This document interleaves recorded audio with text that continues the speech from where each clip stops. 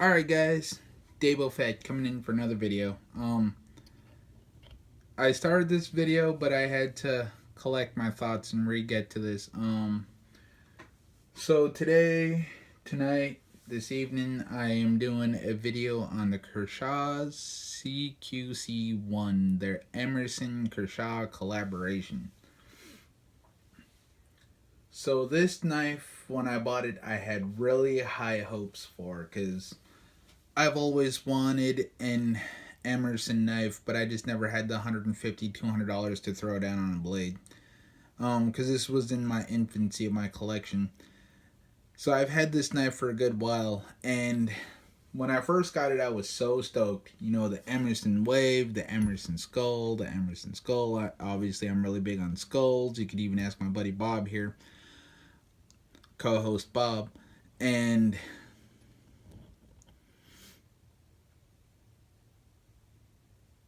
this knife fell a little short on me.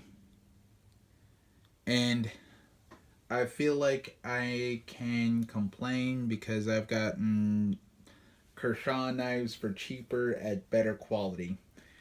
And I guess the biggest letdown for me was Kershaw stamped Emerson's name on this knife. You know what I mean?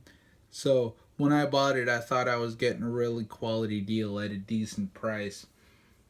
And I wish that was the case. I wish I could bring this knife to you guys and be like, oh, it's so fucking amazing for the price. But I can't speak for the line. I can't speak for the rest of this. The CQC ones. I can only talk about the one specific one I've had in my hand. I haven't met anyone else with this knife. So if you have a different experience, go ahead, drop in the comments. Be like, you're full of shit, but that's cool. Because again, this could just be a one-off. This could just be a one-time thing, but this is the issues I've had with this knife. If there was just one issue, I would have totally been able to look past this and be like, this thing is fucking amazing. Go get one right now. But as it stands, there's multiple issues with mine specifically. I want to emphasize that with mine specifically. And I just don't trust it enough to buy another one to see if it gets any better. And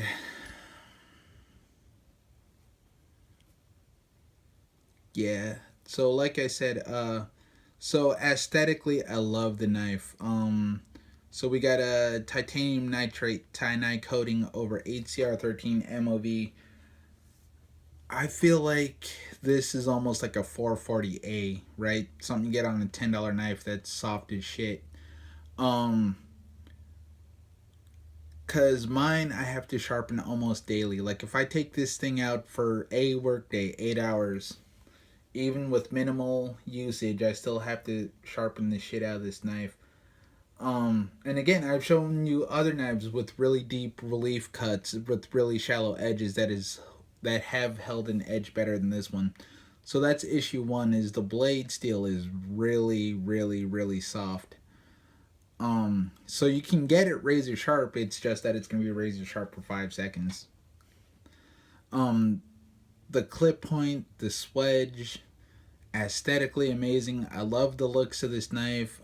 Big fan of G10, like I said in my last video. You got a stainless side on the show side, or on the lock side. On the show side, you got G10 with a stainless liner. For not having anything milled out, this is a pretty lightweight knife. So on the back side, we got the Emerson Wave. We got a little bit of jimping that's pretty much useless. It's kind of just there for looks. No grip on it. I don't really knock that as a loss on this one because jimping's alright. But like I said, when I'm using a knife for torque, I'm usually up here, not here. But I feel like these cutaways and the ergonomics are really nice. For how small the knife is, it is a really comfortable blade. Fits in the hand nice. The pocket clip is really raised, so it does kind of dig into your hand if you have meaty hands like me.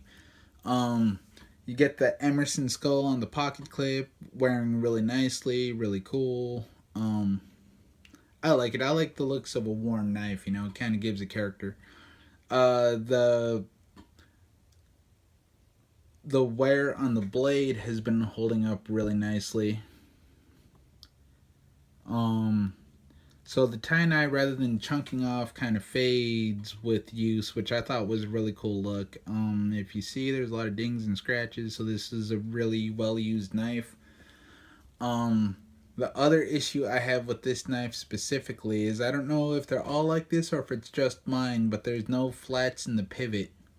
So you can torque this guy, spin it tight, spin it loose. Nothing fucking happens because there's nothing holding it in place. So there's no way to service this knife. I can't get in there to help the action. Because I can't get in to service my knife because this pivot point does nothing. I can just twist and twist on it for days and it doesn't do anything at all.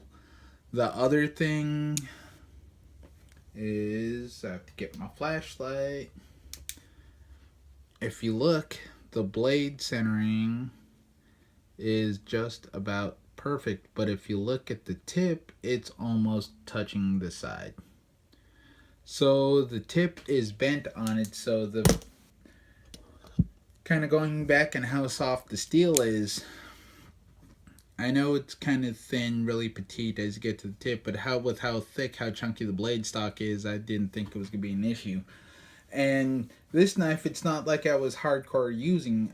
If you, like I said, if you look at the finish, it's normal wear and tear. I don't know how the fuck I bent the tip on this knife, because it just goes through everyday use.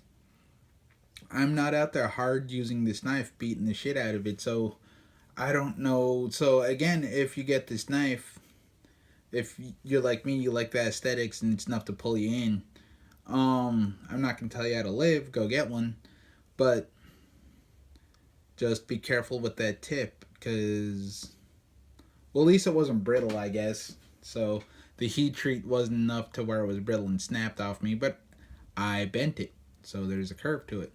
The thing I was saying about the pivot is, why that's terrible is not only can't I service it, but now I can't tighten it, and there is a wiggle in the blade side to side. Front to back locks up tightly, but there is a lot of left to right movement, and there's no way to tighten the screw. So if it backs out any further, there's nothing I can do. The wiggle's just going to get worse and worse and worse until the thing pops off, and then maybe I can somewhat tighten it back to where it is here and just keep having the issues over and over and over and over again. And I guess that's just the biggest complaint on this knife, is aside from how soft the steel is the pivot point isn't seated, so there's no way to service the pivot. There's no way for me to tighten it down, and there's no way for me to service this knife.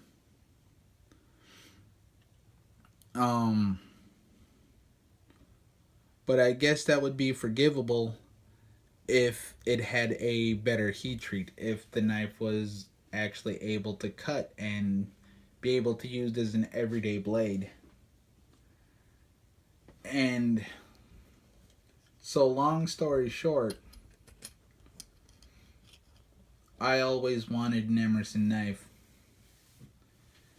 Kershaw kind of dropped the ball on this specific blade for me, and